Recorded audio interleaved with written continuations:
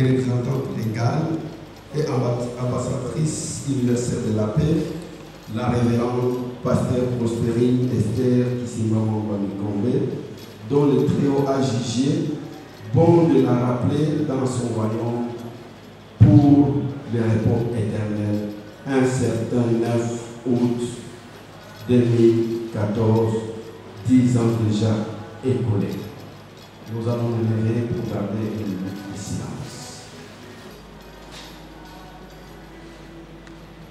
Amen.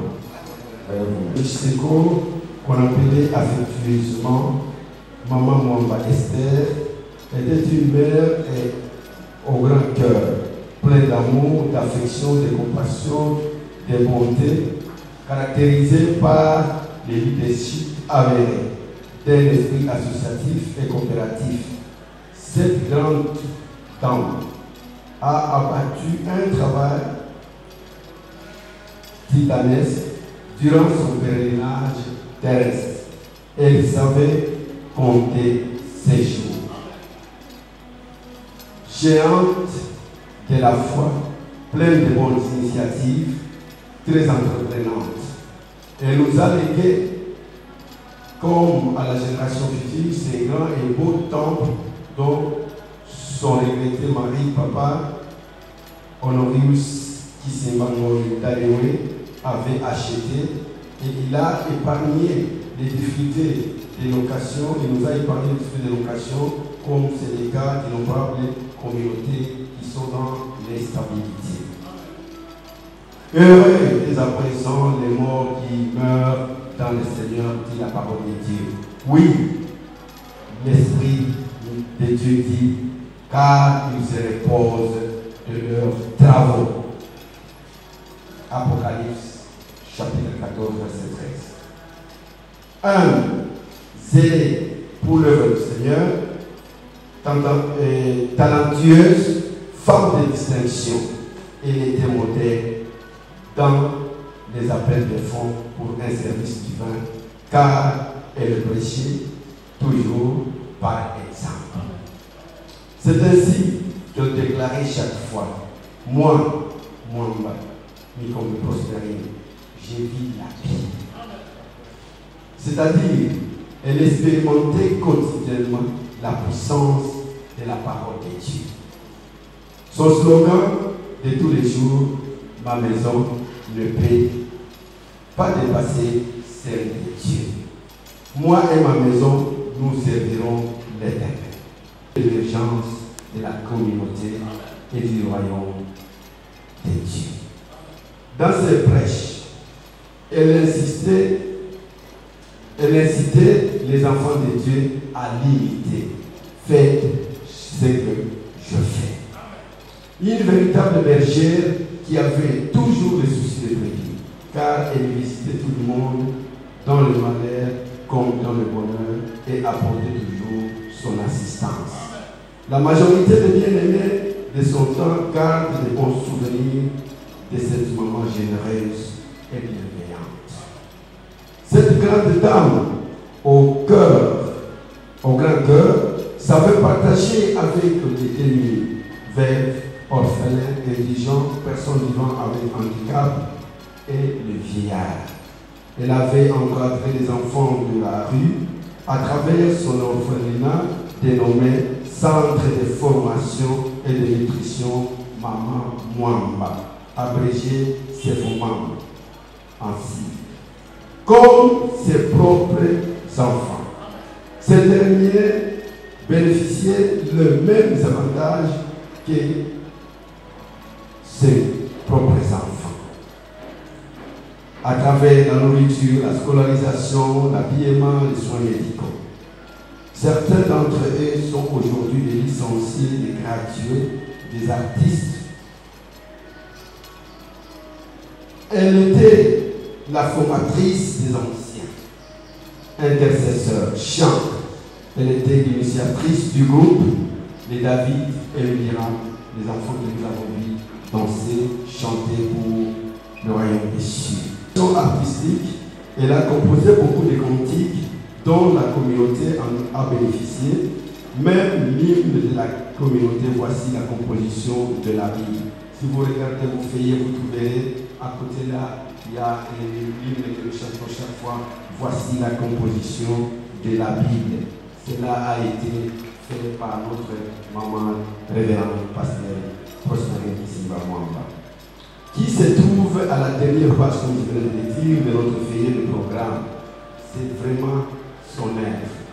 Monsieur le secrétaire national, révérend pasteur, membre du conseil d'administration de la MJSECO, membre du conseil paroissial Bethléem, distingués invités à vos titres de qualité, tout protocole observé.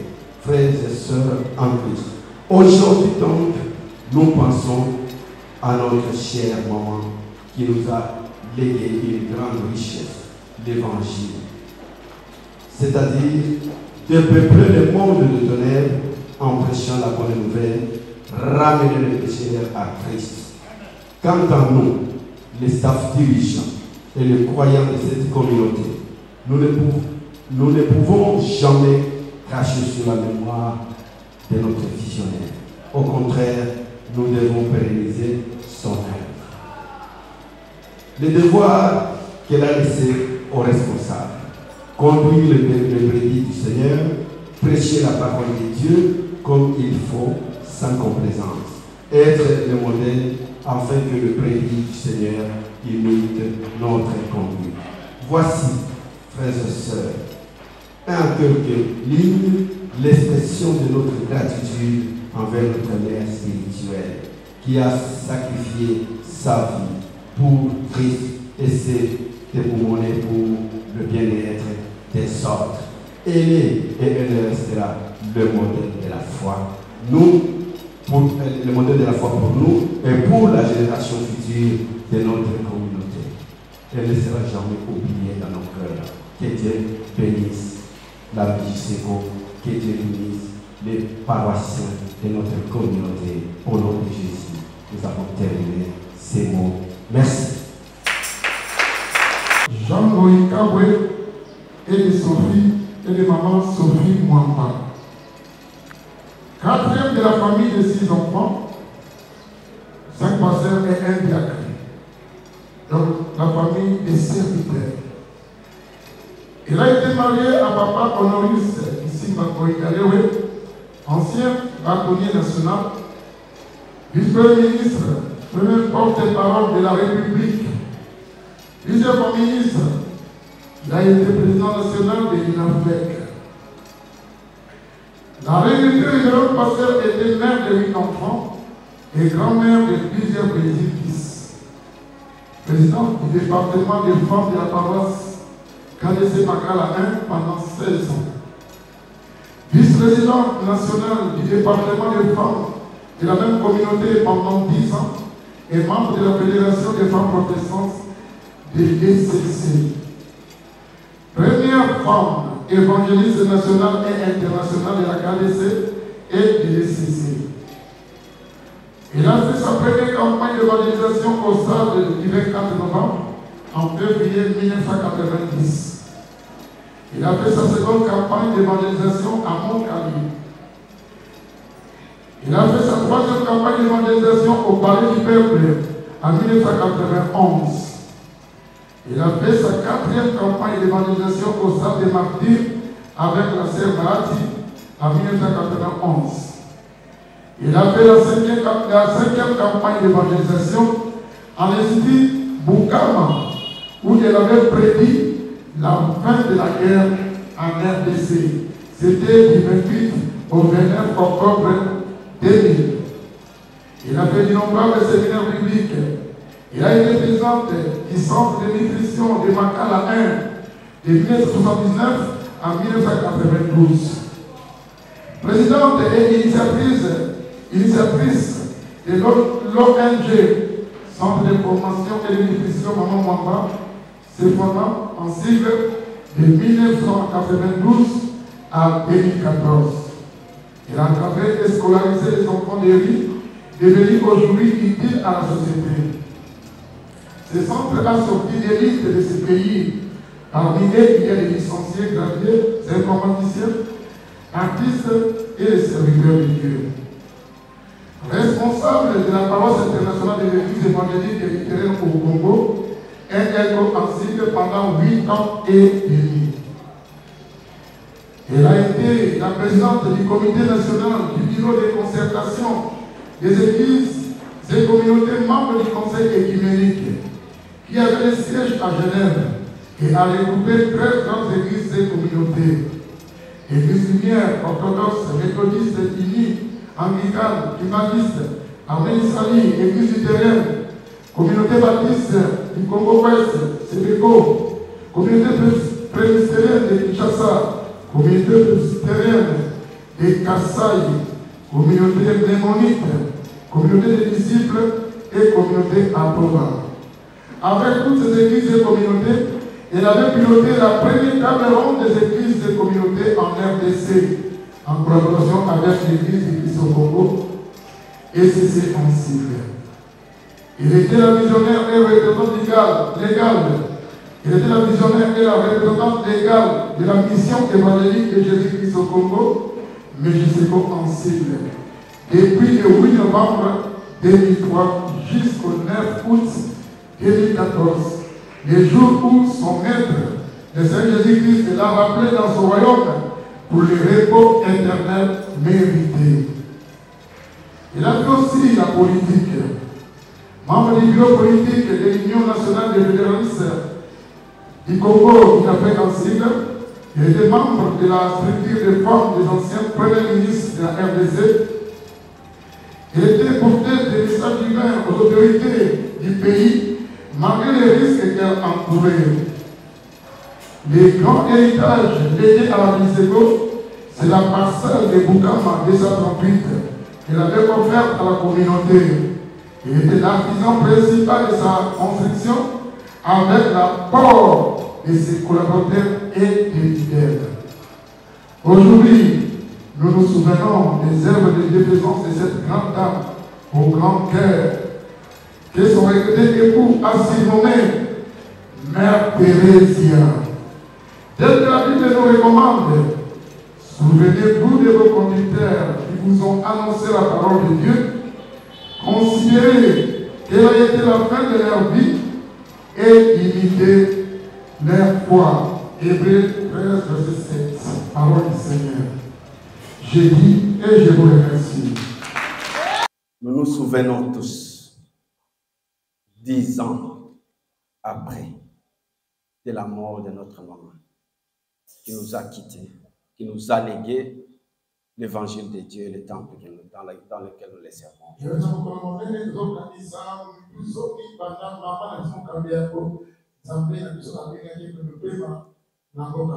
Alléluia. C'est pourquoi la Bible dit dans Apocalypse 4,13 que ceux qui meurent se reposent de leurs œuvres.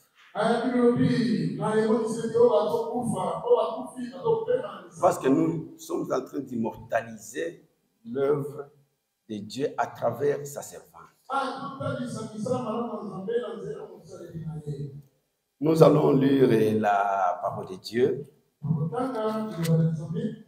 dans Matthieu chapitre 10. Vous allez voir ce que Dieu est en train de nous dire. Chapitre 10, 38 à 39. Je lis au nom du Seigneur. Amen. Celui qui ne prend pas, Matthieu chapitre 10, 38, 39. Celui qui ne prend pas sa croix et ne me suit pas n'est pas digne de moi. Celui qui conservera sa vie la perdra, et celui qui la perdra, celui qui perdra sa vie à cause de moi la retrouvera. Parole du Seigneur. Amen. Nous allons encore lire Matthieu toujours, chapitre 16. Nous allons commencer 27e verset jusqu'au chapitre 16, 24 à 25.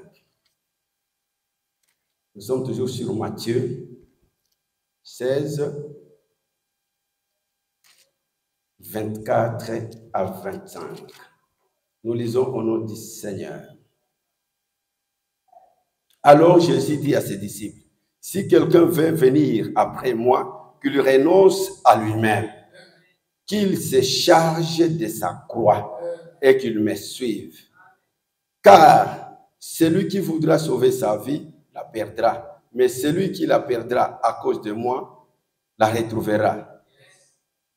J'ajoute, et que servirait à un homme de gagner tout le monde s'il perdait son âme. Alléluia. Parole du Seigneur.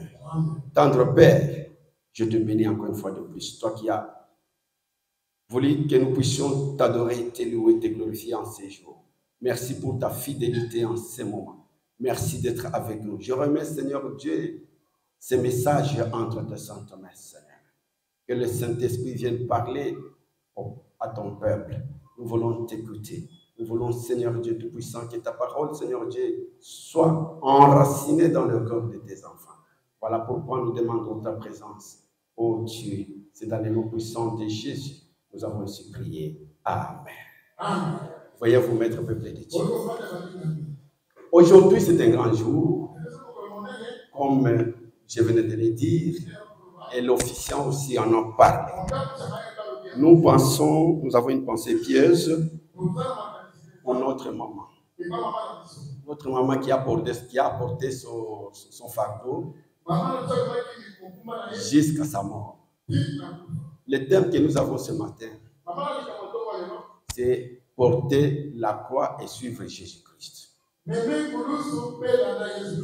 Alléluia. Porter la croix et suivre Jésus-Christ. Vous savez que dans le Seigneur, celui qui n'a pas la joie, celui qui n'a pas la joie dans sa vie, c'est un chrétien faible. Faible. Donc un pauvre représentant de la foi dont il se réclame. Je suivais l'officiant de le débit. Il parle toujours des cris de joie, cris de joie, cris de joie. Mais si un chrétien vient à l'église, un croyant arrive à l'église, mais il n'a pas la joie. Alléluia. Il n'a pas la joie. Mais pourquoi il n'a pas la joie? Donc c'est un chrétien faible. Un pauvre représentant de la foi dont il se réclame. Parce que si tu as la foi apporte la joie. Et c'est la joie du Seigneur qui nous donne la force, qui nous rend forts, même dans les épreuves. Quand tu as la joie, tu as la force de vaincre les épreuves. Alléluia. Tu as la force de vaincre les épreuves. C'est comme ça que nous devons exprimer notre joie à tout moment, chaque instant. Vous verrez d'autres serviteurs de Dieu, d'autres croyants.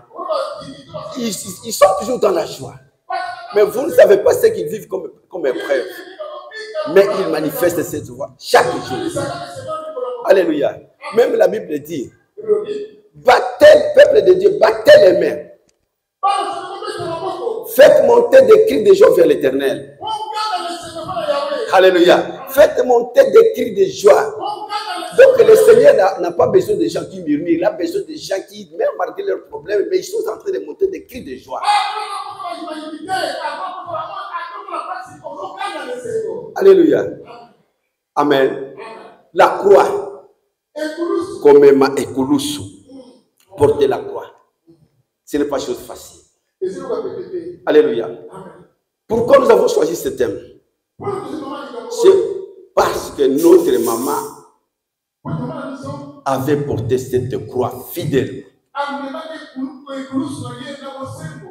Alléluia. Nous devons d'abord comprendre ce que signifie la croix. La croix, ce n'est pas ça que nous voyons. C'est bois ici que nous voyons. C'est un symbole de beaucoup de choses. Cette croix signifie beaucoup de choses telles que vous l'avez. Quand on dit porter la croix, nous n'allons pas enlever ce bois pour donner ça à quelqu'un qui puisse porter. Ce n'est pas de cette croix que nous parlons. Alléluia. Amen. Ce n'est pas de cette croix que nous parlons. La croix, c'est ce que un croyant accepte. Il accepte quelque chose au prix d'un sacrifice. Mais il le fait tout simplement parce qu'il veut obéir à Dieu. Et être une bénédiction pour les autres. J'accepte de le faire malgré mes faiblesses, malgré mes limites. Mais j'accepte de le faire pour obéir à Dieu. Parce que je dois obéir à Dieu. Et lorsque je vais obéir à Dieu, ce que j'accepte de faire, ça sera une bénédiction pour les autres. Alléluia. C'est donc l'effort, la souffrance, les sacrifices qui est volontaire et pourtant qu'on peut éviter. On peut se dire que non, je vais me reposer, je ne vais pas faire ça. Mais malgré que ça fait mal, mais toi tu acceptes de faire ça. Tout simplement parce que tu obéis à Dieu. Et lorsque tu obéis à Dieu, tu deviens une bénédiction pour les autres. Alléluia. Tu deviens une bénédiction pour les autres. Mais toi-même, tu dis que je ne saurais pas le faire. Mais je dois alors me sacrifier. Si je me sacrifie, Dieu va me soutenir. Et lorsque Dieu va me soutenir, mais autour de moi, le service que je rends là, ça sera une bénédiction pour les autres. C'est ça la gloire. C'est la souffrance. C'est le sacrifice. Mais volontaire, on ne force personne. Si tu acceptes de suivre Jésus-Christ, venez volontairement. Acceptez de porter cette gloire. Et si tu acceptes de porter cette gloire, mon frère, ma soeur, tu seras béni dans ta vie. Et tu seras une bénédiction pour les autres. C'est ainsi, en lisant cette parole, nous avons suivi comment le Seigneur a lancé un appel. Ça, c'est un appel. Que celui qui veut me suivre, qu'il renonce d'abord à soi-même. Qu'il renonce à soi-même. Et qu'il vienne. Et qu'il me suive. Donc, c'est un problème de volonté parce que celui qui veut, donc tu peux ou ne pas vouloir. Tu peux ou ne pas le faire. Mais lui dit, c'est lui qui fait. Dieu veut que quelqu'un aime ce qu'il veut faire. Si tu fais quelque chose avec amour, ça ne sera pas un fardeau pour toi. Alléluia. Ça ne sera pas un fardeau pour toi. Je prends un exemple. Je peux quitter chez moi Kassavoubou pour aller en ville. Mais si je trouve que, au lieu que je me dise que non, c'est une souffrance aller à pied, mais je me dis que non, je vais faire les sports. Voilà, j'ai changé. Parce que si je peux, parce que je n'ai pas de transport, je vais commencer à murmurer. Mais si je quitte de ma maison, je dis que moi je pars maintenant en ville, je fais les sports. Je vous dis que dans peu de temps, vous allez arriver là-bas, tu ne vas pas murmurer. Parce que tu fais quelque chose que tu as aimé au départ. C'est comme ça aussi l'œuvre de Dieu. Accepte aimer de porter cette croix, de porter la souffrance, de porter les sacrifices pour obéir à Dieu, pas à toi-même. Mais ce qui est important, c'est de savoir que ce n'est pas facile de porter cette croix. C'est pourquoi Jésus-Christ me parle de vouloir. Tu dois le faire volontairement. On ne doit pas te forcer. Sinon, tu vas porter ça aujourd'hui. Le lendemain, tu jettes ça. Le lendemain, tu lâches ça. Et le surlendemain, n'en parlons même pas. Tu venais à l'église, tu ne veux plus à l'église. Parce que c'était pendant une émotion, pendant la joie, tu as accepté de porter la main. Et après l'avoir accepté, mais maintenant pour porter ça et suivre Jésus-Christ, ça devient maintenant un problème pour toi. Ça devient un fardeau. Alléluia. C'est pourquoi vous voyez beaucoup de gens. Donc, ils ne suivent pas Jésus-Christ. Alléluia. Il y a beaucoup de gens qui se comportent comme ennemis de la croix. Ne pensez pas que les ennemis de la croix, ce sont ceux-là qui sont dehors. Ce sont seulement ceux-là qui sont des païens.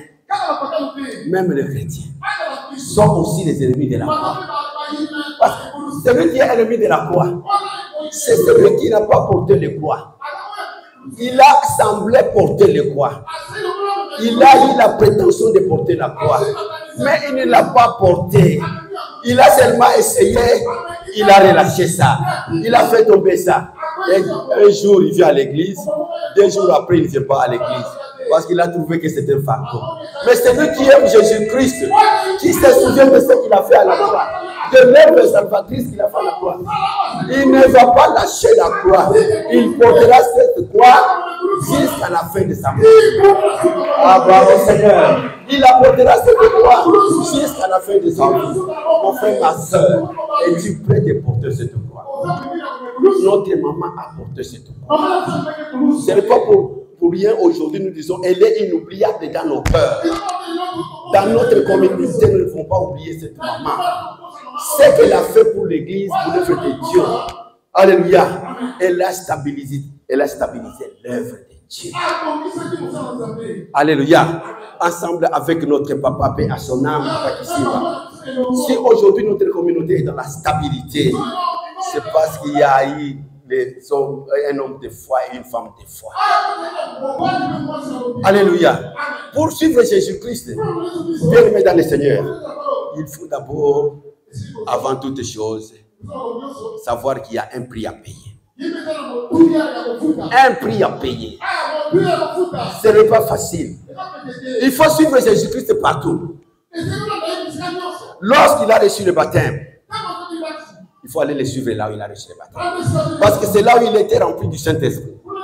Mais après avoir été baptisé, il est allé dans le désert. Qu'est-ce qu'il est allé faire là-bas? Il est allé jeûner et prier. Beaucoup de gens n'aiment pas jeûner et prier. Il faut les suivre. C'est-à-dire quand on déclare ici que nous devons veiller, venez veiller avec nous. Lorsqu'on déclare que nous devons vraiment jeûner, nous devons jeûner. C'est suivre Jésus-Christ dans le jeûne. Suivre Jésus-Christ dans la prière. C'est ce qui est très important pour le peuple de Dieu. Vous là, vous allez les suivre où? Alléluia. Suivez-les partout. Même à Gethsemane, pendant qu'il portait encore le fardeau du monde perdu, les disciples n'avaient pas accepté de porter la croix et ils dormaient. Alléluia. Ils ne portaient pas la croix. Oh, il fallait veiller. C'est pourquoi quand on dit on doit veiller, on doit veiller. Parce que lorsque nous veillons, c'est pour que quand la tentation va venir, nous soyons déjà prêts pour affronter. Soyez toujours veillants dans la prière. Quand vous priez, vous êtes prêts à affronter la tentation. D'où qu'elle vienne, tu seras prêt. Tu ne fuiras pas. Car le Saint-Esprit qui est à toi là, il va faire fuir l'ennemi. Il va faire fuir la tentation. Même s'il vient comme un fleuve, il va fuir lui-même. Il ne s'approchera pas de toi. Il ne te verra même pas. Alléluia. Parce que l'Esprit de Dieu est avec toi. C'est ça porter la croix de Jésus-Christ. Venez. Venez porter. Venez m'aider. Venez m'aider de porter la croix. Alléluia. Mais ce n'est pas tout le monde qui souhaite la porter. Ils se réservent. Ils observent. Ils voient comment les autres portent la croix. Pour critiquer. Pour murmurer. Pour insulter. Pour mépriser l'œuvre de Dieu. Bien-aimé dans le Seigneur, que cette croix avait plusieurs significations. Pour les Romains, la croix était symbole de torture, un instrument de torture et d'exécution. C'était réservé aux pires criminels. Si quelqu'un meurt à la croix, même les gens qui passent là-bas diront que ça c'est un criminel. C'est la foule, c'est ça la mort que la foule a souhaité pour Jésus-Christ. Donc pour les Romains, c'est l'instrument de torture et d'exécution. Mais tandis que pour les Juifs, la croix était un signe de la malédiction. La malédiction. Donc Jésus-Christ a connu la malédiction. Ça c'est pour les sacrificateurs qui ont sacrifié Jésus-Christ, qui considéraient la croix comme étant une honte, comme étant une humiliation, comme étant une malédiction. Mais tandis qu'à Dieu et dans son plan divin, pour Dieu, cette croix n'est pas la malédiction. Cette croix n'est pas la honte. Cette croix, c'est la gloire. Cette croix, c'est la victoire. C'est la gloire pour toi et la victoire pour toi. C'est pourquoi la Bible dit, n'appelez pas conjuration ce que ce peuple appelle conjuration. N'appelez pas malédiction ce que ce peuple appelle malédiction. N'appelez pas souffrance ce que ce peuple appelle souffrance. Aujourd'hui dans ta vie, les gens voient comment tu traverses ta vie. Ils disent que tu es maudit. Ils disent que tu as la malédiction. Ce n'est pas la malédiction. Quand on voit les épreuves que tu traverses, ils disent que ce sont les épreuves. C'est fini pour lui. Ce ne sont pas des épreuves. Ce sont des moyens que Dieu utilise pour ton élévation. Ce sont les moyens que Dieu utilise pour t'affermir, pour affermir ta foi. Ce sont les moyens que Dieu utilise pour que les gens puissent te respecter, pour que les gens puissent t'honorer. La souffrance n'est pas, n'appelez pas ce que ce peuple appelle conjuration. Alléluia. Parce qu'il y a le peuple, le païen, il voit quelqu'un dans sa vie, on dit que c'est fini pour lui. Ce n'est pas fini. Alléluia. Mais Dieu utilise ces moyens. Dieu utilise ces épreuves. Dieu utilise cette humiliation-là. Dieu veut que tu sois humilié. Parce qu'il sait que quand tu seras élevé, quand les choses vont changer dans ta vie, ce sont ces mêmes gens-là qui se moquent de toi. Oh, gloire au Seigneur, qui vont commencer à témoigner. Alléluia. Amen. Donc pour Dieu, la croix, la croix, c'est la gloire. C'est la victoire. Ce n'est pas la malédiction. Ce n'est pas la honte. N'appelez pas conjuration ce que ce peuple appelle conjuration. Nous avons un autre langage. Nous avons un langage céleste. Alléluia. Nous avons un langage céleste. C'est pourquoi Paul a dit, la prédication de la croix, c'est une folie pour ceux-là qui se perdent. Mais pour nous, en tant que sauvés, ce n'est pas une folie. Pour nous, c'est la gloire. Pour nous, c'est la puissance de Dieu qui est révélée dans la croix. Parce que les gens ne veulent pas comprendre. Ils ont vu que Jésus-Christ était maudit lorsqu'il était à la croix. Et pourtant, pour nous, il s'est chargé. Pourquoi Jésus-Christ est allé à la croix? Vous savez pourquoi? Il devait laisser la chair qu'il a prise lorsqu'il était né. Alléluia. Il était Dieu. Il est Dieu.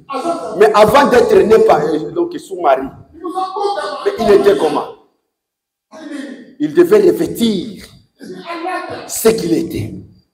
C'est ainsi qu'il est allé à la croix. Pour aller laisser la chair humaine. Pour aller laisser le corps humain. Afin qu'il puisse revêtir un nouveau corps qui lui permettra d'aller encore s'asseoir à la droite de son Père. C'est pourquoi il est allé à la croix. Aujourd'hui aussi, en allant à la croix, toi, laisse aujourd'hui, en acceptant Jésus comme ton sauveur, en portant sa croix, prends ton corps, prends ta chair, laisse ça à la croix. Maintenant, c'est une nouvelle vie. D'être en contact avec Jésus. Une vie qui change ta vie. Une vie qui va transformer tout ça dans ta vie. Parce que si je vais à la croix, je vais laisser quoi là? Je laisse la chair humaine. Les désirs de la chair. Voilà le prix à payer. Va laisser ça à la chair, à la croix. Va laisser ça à la croix. Tous les désirs du corps. Voilà le prix à payer. Mais nous ne sommes pas prêts à payer ce prix-là. Nous ne sommes pas prêts à payer ce prix-là. Voilà le problème que nous avons. Ce n'est pas facile. Tu peux venir à l'église des années et des années. Jamais changer. Parce que tu n'es pas encore allé à la croix. Parce que tu n'as pas encore laissé ton caractère. Tu n'as pas encore laissé ta conduite. Tu n'as pas encore laissé tes pensées. Tu n'as pas encore laissé ton comportement à la chair. Jésus-Christ devait aller là-bas pour tout laisser. Il a tout laissé. Maintenant, il est devenu Dieu. C'est lui qui va aller rencontrer son Père et s'asseoir. Parce que la chair restait. C'est pourquoi même lorsque les gens s'approchaient de lui, il a dit non, ne me touchez pas. Ne me touchez pas. Je ne suis pas encore allé chez mon père. Ne cherchez pas à me salir. Il ne pouvait plus être en contact avec cette chair. Parce qu'il avait déjà laissé ça à la croix. Maintenant, il devait avoir une autre chair. Un autre corps. Qui est le corps céleste. Alléluia. Alléluia. Mais après tout, voilà le prix à payer. Lorsqu'on fait suivre Jésus-Christ. L'apôtre Paul donne une illustration. C'est Dieu, Jésus-Christ lui-même.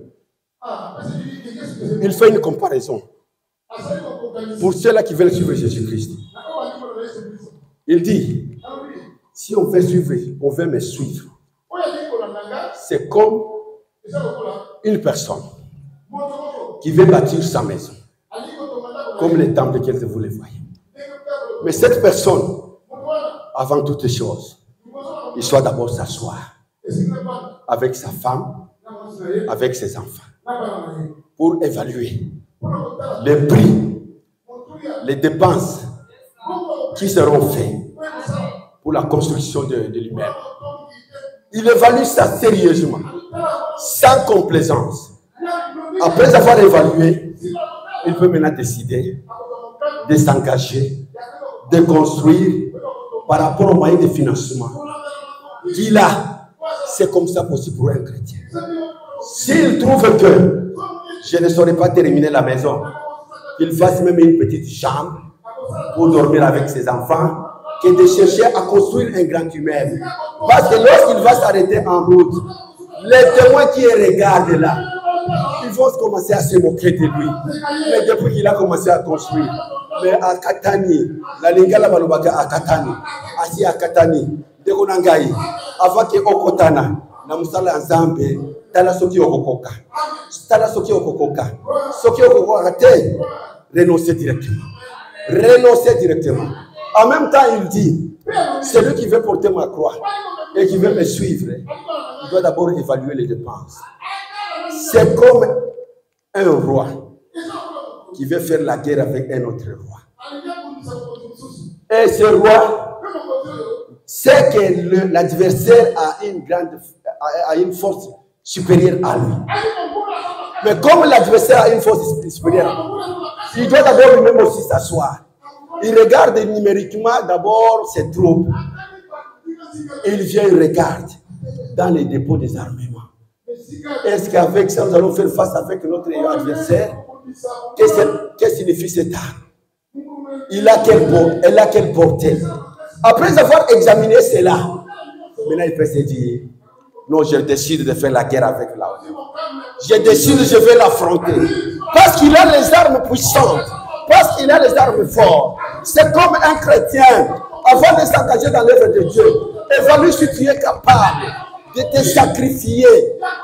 Sinon, le roi qui a des troupes inférieures, il souhaitera seulement négocier la paix.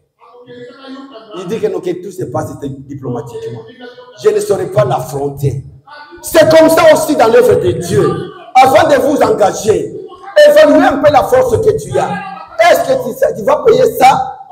Tu vas payer vraiment le prix? Tu vas abandonner toute ta vie à Dieu.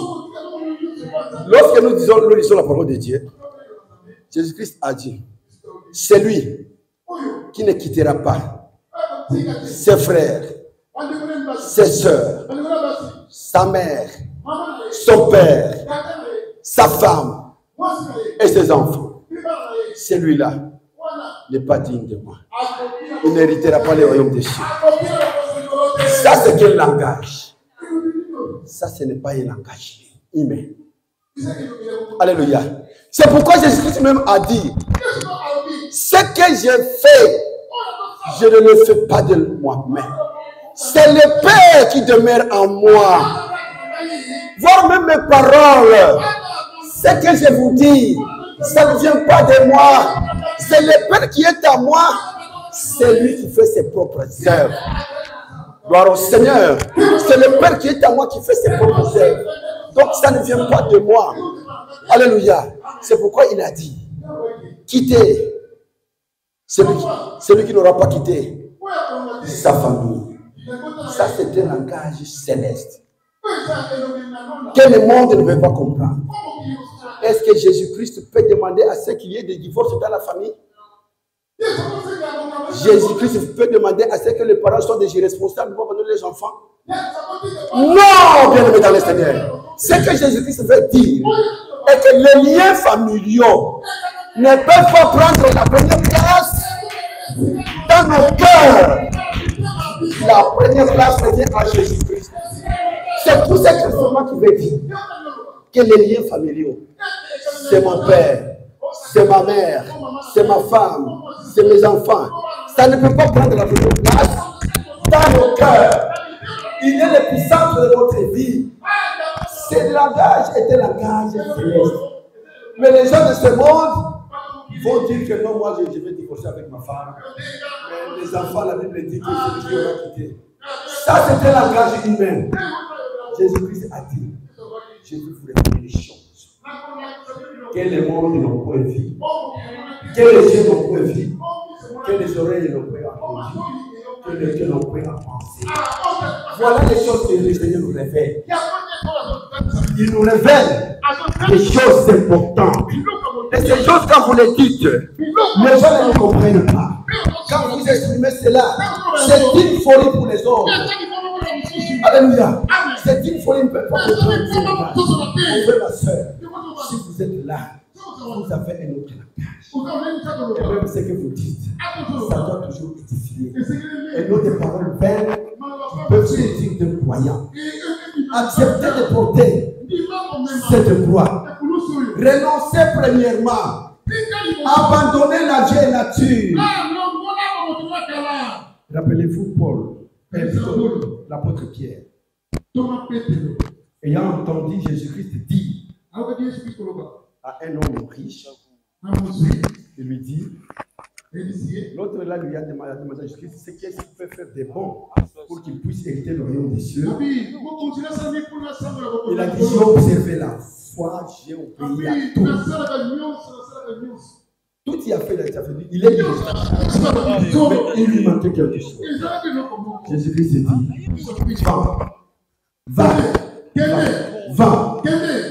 tout ce que tu as. Donne ça aux pauvres. La personne était triste. Comment je vais vendre mes trucs? Je vais donner ça aux pauvres. Pierre, profite déjà de ça.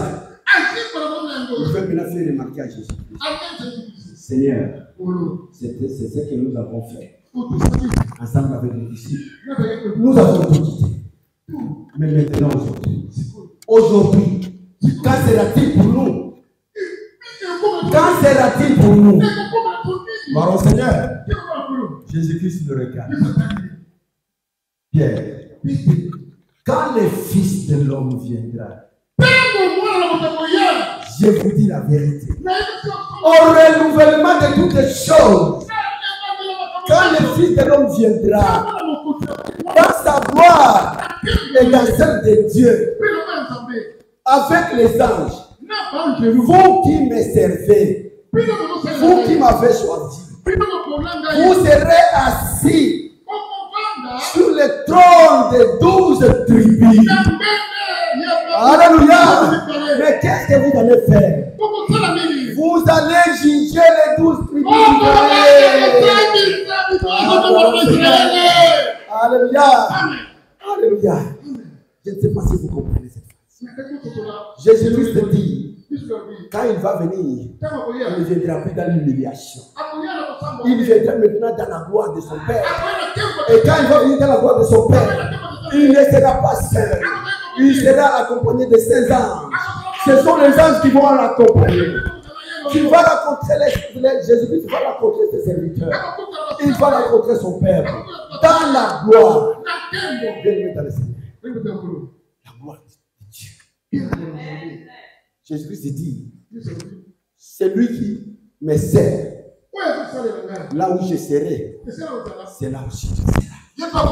Et mon Père va m'honorer. Si vous comparez aujourd'hui aux critiques, l'opprobre que nous recevons aujourd'hui, dont nous sommes victimes aujourd'hui, vous comparez ça maintenant à la gloire Lorsque Jésus-Christ va venir dans sa gloire, quelle scène éblouissante. Quand il viendra publiquement, il va maintenant commencer à honorer ses serviteurs. Il va commencer à récompenser ses serviteurs. Vous serez récompensés publiquement par Dieu lui-même. Dieu lui-même prendra soin de vous. Alléluia. Amen. Voilà ce que nous attendons, Seigneur. Nous devons nous préparer à ça. Nous sommes appelés à porter la gloire, à renoncer à tout abandonner. Nous sommes appelés à suivre Jésus-Christ. Qu'est-ce qu'il fait suivre Jésus-Christ? Alléluia. Qu'est-ce qu'il fait suivre Jésus-Christ? Accepter de laisser. Cette génération perverse, cette génération pécheresse, moi aussi, j'aurais honte devant les anges. Jésus décrit la génération. La génération de TikTok. La génération de WhatsApp. Même lorsque nous sommes ici à ceux-là qui regardent les TikTok. La génération de YouTube. Ça c'est quelle génération de l'Église? Ça c'est quelle génération? C'est une génération méchante. Cette génération de TikTok, elle est méchante. Après seulement dans les TikTok, ce qui se dit là-bas. Après seulement dans les YouTube, WhatsApp, c'est pourquoi Jésus-Christ dit cette génération-là. Mais si vous faites distinction dans cette génération, si vous faites la différence dans cette génération de WhatsApp, le Seigneur vous promet, bien aimé, le Seigneur vous promet la récompense. Vous aurez la vie éternelle. Alléluia. Chacun de nous sera responsable de ses actes devant l'Éternel. Chacun de nous sera responsable devant Dieu. Alléluia. Si nous faisons la différence dans cette génération méchante, Dieu va vous sauver. Il dit que vous verrez la différence entre ceux qui me servent et ceux qui me servent. La différence doit être là. On doit témoigner. Alléluia. On doit témoigner que réellement le Seigneur, il nous a fait. Le Seigneur a fait la différence. Alléluia. Même quand il viendra, il va commencer d'abord à chercher les siens. Alléluia. Il nous promet sa présence et sa protection. Tel que tu es là. Vous savez bien, mesdames et messieurs, pour être puissant dans la vie, cela est en proportion avec la grandeur de la présence de Dieu que vous passez. Si vous mettez Dieu en première position, mon frère, ma soeur, tu seras l'homme le plus puissant de ce monde. Alléluia. Tu seras l'homme le plus puissant de ce monde. Si tu veux seulement Jésus-Christ en première position, tu le places dans ton cœur. Il est le seul. Parce que la seule puissance dans le monde pour le bien de ce monde, c'est la puissance de Dieu. Si vous avez la puissance de Dieu, partout où tu passes, tu seras honoré. C'est pour cela la Bible dit, c'est lui qui vous accueillera. En tant que pasteur, recevra la récompense du pasteur. C'est lui qui vous recevra comme apôtre, comme prophète, il recevra la même récompense. Donc s'il y a une bénédiction qui est réservée au pasteur, celui qui reçoit le pasteur reçoit la même bénédiction. Rien ne manquera. Souvenez-vous de cette femme qui avait reçu Élie. Elle n'avait plus rien, mais Dieu a pourvu à ses besoins jusqu'à sa mort. Dieu aussi pourvoira toi. Tout ce que tu as besoin, ceux qui te manquent, tu les auras au nom de puissance, au nom de Jésus. Tu auras tout parce que tu as mis la foi en Jésus-Christ. La foi.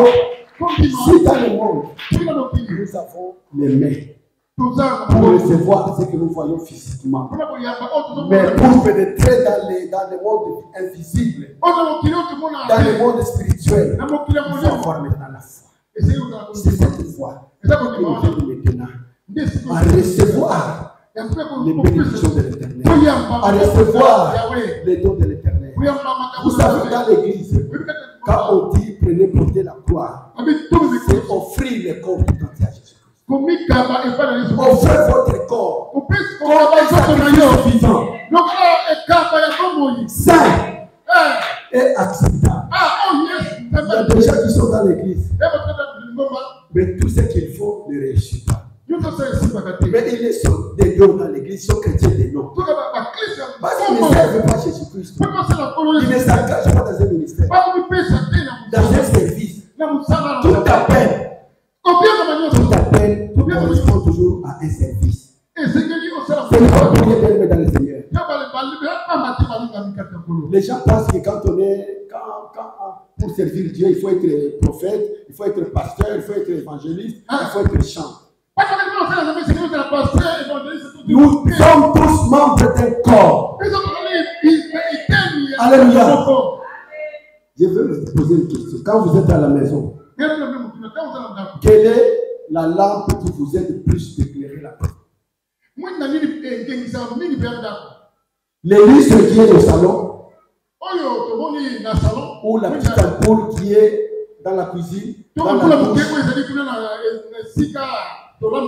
douche ou bien dans la chambre. Quelle est la lampe la plus importante? L'éclairage la plus importante. Donc chaque ampoule est utile et importante. Si je suis au salon, je me sers de lustre. Je vais dans la douche, je vais trouver encore une lampe là-bas qui va me servir. C'est à chaque fois que j'ai besoin de quelque chose, la lampe là-bas me sert. Il en est de même dans l'église. Il n'y a pas de service inutile dans l'église. Nous sommes ici. Je suis en train de prêcher. Avant que je ne sois là, ou avant que nous soyons là, nous avons trouvé des frères et sœurs qui ont arrangé le temps. Maintenant, nous sommes servis dans ces temps. Parce qu'il y a eu des gens qui se sont après ici, je vais aller dans la douche pour me soulager. Il y a quelqu'un qui est dans la douche là, qui lui aussi fait son travail, qui n'est pas inutile. Alléluia. Ne minimise pas le travail que tu fais. Parce que nous sommes dans un corps où chacun fait son travail.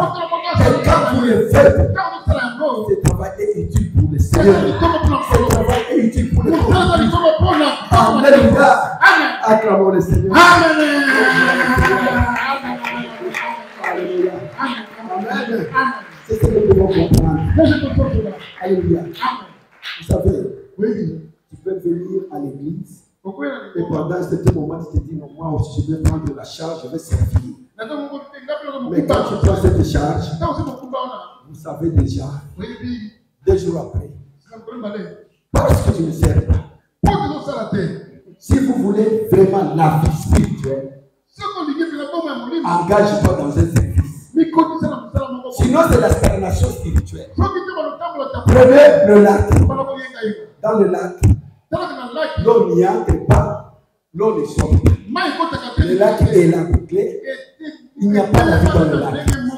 Mais vous trouvez dans le fleuve, il y a la vie. Il y a même un courant alors, voyez avec ça déjà. Il y a la vie parce qu'il y a l'eau qui entre et sort. Vous recevez le message. Vous recevez la prédication. Et après tout, vous en faites quoi? Il faut aussi à votre tour, après être enrichi et enrichi, vous prenez aussi la place d'aller aussi donner aux autres. Vous pouvez créer une bénédiction pour les autres. Mais les autres stagnent. La stagnation spirituelle, tu ne fais rien. Un jour, tu es appelé à disparaître dans les champs. Alléluia. Amen. Amen. Il y a même les disciples. Jésus-Christ a dit, Ils ont payé sur le ouvrez les yeux. bac. Il dit aux disciples, ouvrez les yeux. Regardez. La moisson est grande. Mais comme la moisson est grande, je prie pour qu'on envoie les souffles. Alléluia. Amen. Si Dieu vous refuse, ce n'est pas parce que si Dieu vous refuse, ce n'est pas parce que vous avez des limites. Non. Alléluia. Amen. Ou parce que Dieu n'a pas besoin de souffrir. Non. Dieu ne peut utiliser qu'un sacrifice vivant qui est saint. Alléluia. Et acceptable. Mais si notre attitude, nos habitudes, notre comportement est souillé, comment je peux servir? Comment nous pouvons servir? Donc il accepte ce qui est saint et ce qui lui est cédé. C'est que tu prends ton corps, tu donnes ça à Jésus-Christ. Il va utiliser ton corps. Mais si tu ne le lui donnes pas, il dit que non, je te regarde. Et demain le lendemain, c'est la stagnation spirituelle. Même si tu venais, tu ne viens plus. Jésus-Christ a besoin de vous pendant les 7 jours de la semaine. Pendant les 7 nuits de la semaine. Ce n'est pas seulement à l'église. Lorsque je sors de l'église, ce qui se passe en dehors de l'église, ce n'est plus la consécration à l'œuvre de Dieu. Alléluia. Amen. Le Seigneur a besoin de vous. Il a besoin des ouvriers. Mets-toi au service. Si tu es au service, Jésus-Christ va te donner des moyens, la force et la puissance de le servir. Et c'est de cette manière-là que tu seras maintenant la bénédiction pour les hommes. Frère Abraham, venez prier pour moi. Amen. Frère Abraham, je vous appelle, vous m'avez suivi, je suis malade, prie pour moi. Alléluia. Tu es maintenant la bénédiction pour moi. Pasteur, j'ai un problème. Priez pour moi. Pasteur, j'ai un problème. Pasteur a besoin d'aller sauter. Alléluia. Et tout cela, il faut avoir la force, la puissance, l'amour de servir celui qui nous a appelés. Si nous ne les servons pas, bien aimés dans le Seigneur, nous allons députer même ce royaume. Et pourtant notre mission, c'est d'aller faire de toutes les nations les disciples de Jésus. Alléluia. Chacun de nous a cette mission. Si il y a un ministère dans l'église, mais en dehors de l'église, c'est une mission. Parce que moi, je sors, je vais rencontrer mon entourage, que ce soit au service, que ce soit dans la cité, je commence à aller prêcher Jésus-Christ. C'est lui qui aura honte de moi. Moi aussi, j'aurai honte de lui. Il y a des gens qui ne veulent même pas témoigner. C'est Jésus-Christ. Il y a des gens qui ne veulent même pas qu'on sache qu'il est chrétien. À cause de notre comportement. Il nous quitte à la maison. Parfois, il dit à la femme, après comment la vie. Parce que pour que les gens du quartier ne sachent pas qu'il est chrétien, qu'il est pasteur, compte tenu de son comportement, le fruit de l'esprit n'est pas en lui. Alléluia. Le fruit de l'esprit n'est pas en lui. Si vous avez le fruit de l'esprit, je vais me cacher pour toi. Même au service, ils doivent savoir que je suis pasteur. Dans les quartiers, ils doivent savoir que je suis pasteur. Parce que j'ai porté la croix. Notre maman a porté cette croix. Alléluia. Elle a porté cette croix. Elle est morte. Mais regardez le temps ici. C'est son œuvre. C'est son œuvre. Elle a fait beaucoup de choses. Elle nous a appris à vivre par la foi. Elle nous a appris à donner à Dieu. Elle nous a appris la communion fraternelle. Elle nous a appris à aider les autres. Cette maman, nous l'avons connue. Elle était avec nous.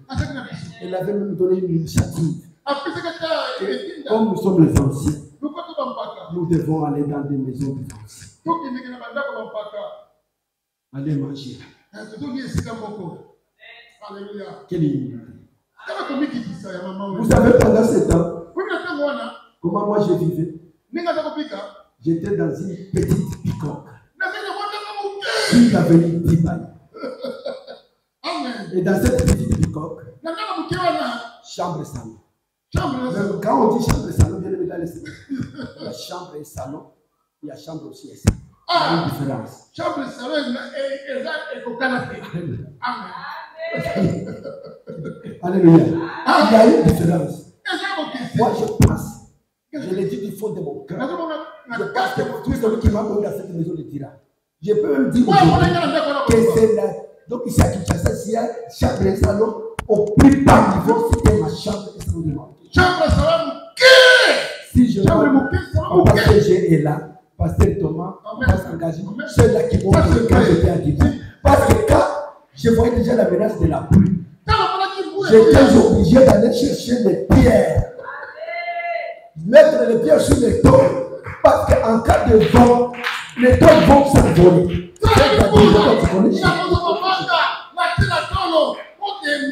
C'est un témoignage supplémentaire.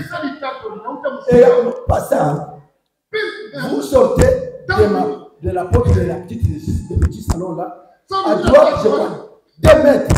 C'est la porte du WC.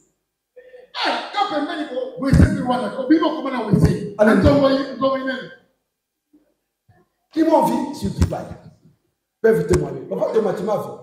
Mais maman, notre révérend est capable, c'est d'elle que je parle. Elle a accepté.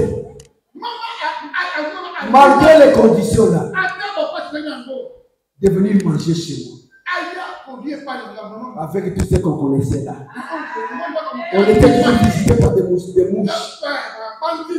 Parce que nous étions voisins. Nous étions voisins de la douche et de l'Ouest. Mais cette maman, son mari était ministre. Elle accepte de venir manger chez nous. Elle accepte de venir manger chez nous. Quelle humilité.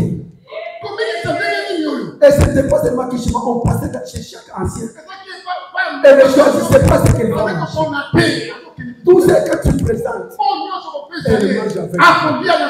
Elle ne disait pas que nous mettions pour moi à part. On mangeait toujours avec elle. Oh, gloire au Seigneur. Gloire au Seigneur. Je vous dis bien, mesdames et Seigneur, la vie que tu as aujourd'hui, peut-être qu'elle n'est pas comme la mienne, mais comme était la mienne. J'avais pitié de moi-même. Vous savez, bien mesdames et Seigneur, peut-être que vous mangez du thé et vous buvez du thé avec des laits. Chez moi, c'était seulement les foufous. Les foufous ici. Hein? Comment on appelle foufou? Excuse-moi, parce qu'il y a foufou préparé et foufou poudre. Je parle de poudre. Le matin, maman ne lit pas seulement poudre de foufou là. Il met ça, tout ça. Et puis, je ne sais pas, elle prend l'huile végétale, elle met là-bas. C'est ça notre déchet. C'est ça notre déchet. Mais la fidélité de Dieu. La fidélité de Dieu. Sois fidèle à Dieu. Sois fidèle à Dieu. Les choses vont changer. Pendant ce temps-là, les gens se moquaient de moi. Pendant ce temps-là, les gens disaient qu'il ne fera rien. Alléluia. Vous savez bien le j'ai débloqué une chose à Dieu. J'ai dit, Seigneur, c'est ma prière. Il y a un temps que tu vas me mettre à part. Pour que je te serve. Parce que tu m'as béni. Je dois maintenant te servir. Alléluia. Tu m'as béni, je dois maintenant te servir. Dès que tu es là, la situation que tu traverses là, ce n'est pas la fin. Ce n'est pas la fin. Non, c'est la fin pour les gens qui t'observent. C'est la fin pour les gens qui te critiquent. Le premier, c'est un moyen qui utilise. Oh, Seigneur, c'est un moyen qui utilise. Pour changer. Quand il va changer ta vie, tu vas voir la grâce. On va commencer à donner de Dieu. Que Dieu bénisse sa parole.